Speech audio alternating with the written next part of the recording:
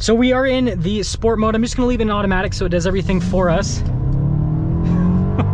Hey everyone, it's Ben Hardy here, and in today's going to be reviewing the all-new GLA250. First and foremost though, a huge shout out and thank you to the Mercedes of Salt Lake for giving me some time with this GLA. This one is available for sale for the time being, so if you're interested, I'll include a link to their inventory in the description down below, so you can also check out what else they have currently. If you have any questions or need any help, just ask for Yo-Yo.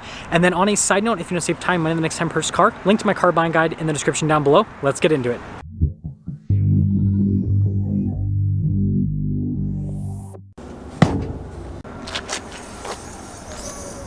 Under the hood, we have a turbocharged 2-liter 4-cylinder that goes through an 8-speed dual-clutch automatic transmission. Fuel economy is 23 around town and then 32 on the highway, with power outputs being 221 horsepower and then 258 pound-feet of torque.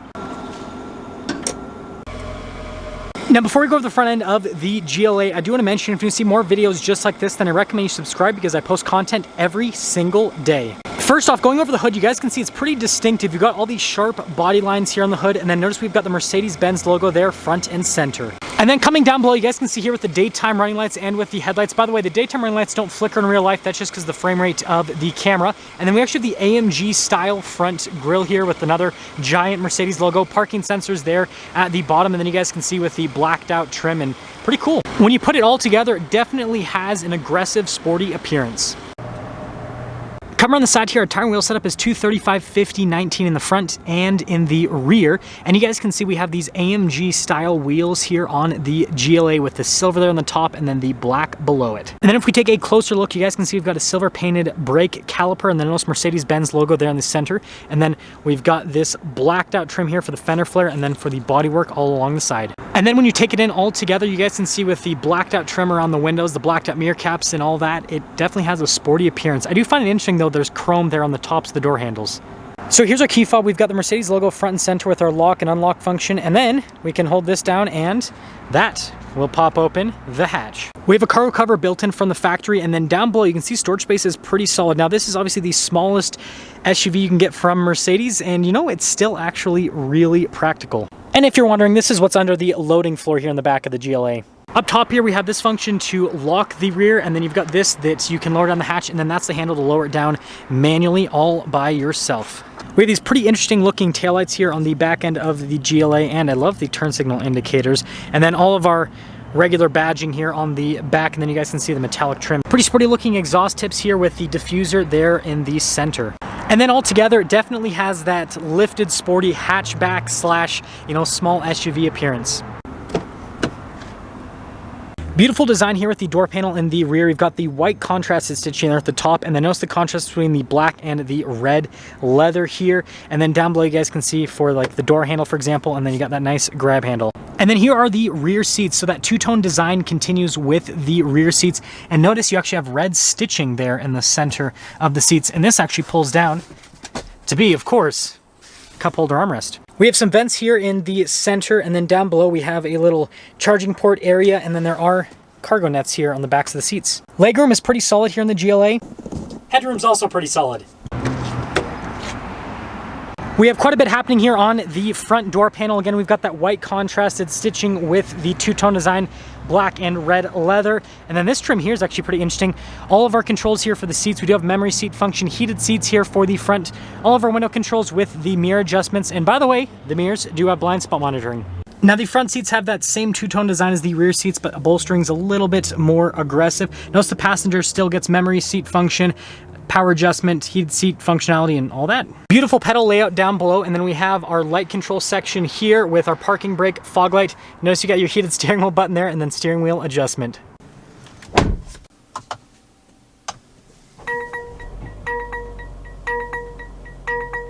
The steering wheel here in the GLA has really nice leather trim all around with dark stitching to match the whole theme. Paddle shifters here on the back for that 8-speed automatic. And then we've got some controls here for the infotainment screen, volume, voice command controls, cruise control here on the other side, and then some controls for the center display. We have our turn signal stock, and then we have our column shifter right there.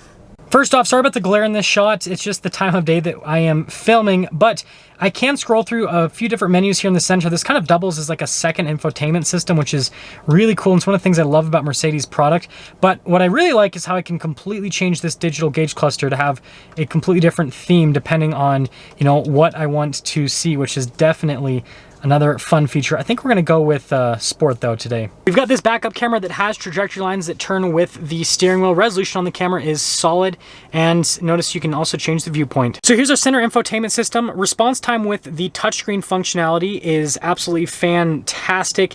This does let you customize stuff like ambient lighting, for example, which is definitely cool. But that's the first way to control the system. This little black square on the right side of the steering wheel is the second way to control it. This keypad down below is the third way to control the infotainment system here in the GLA. If you don't like that pesky auto stop start, you can turn that off with that function. We've got these cool circular vents here on the dash, and then notice the wood trim and then all of the leather trim here at the top. Analog controls for the dual zone climate system if you don't use the touchscreen, and then we've got some storage space down below, USB action, some cup holders. This is our drive mode select, and then some shortcut buttons here for the infotainment system with our wrist rest. There are a bunch of different drive modes here at the GLA. So first off, you got your individual, sport, comfort, eco, and then your off-road mode. Yes, because, you know, it's technically in the, you know, G class of Mercedes vehicles, so you gotta have an off-road mode. We have this cool pop-out center console here, decent storage space, and then nice stitching and padding. And then, of course, glove box, which is pretty spacious. Up top, we have a darker colored headliner, but the cool party trick is this double sunroof situation here in the GLA. Here's our window sticker for this GLA. You can see the base price there, $39,500. And then after all options on this specific one that we just reviewed, total MSRP is $51,550. Let's see how it drives.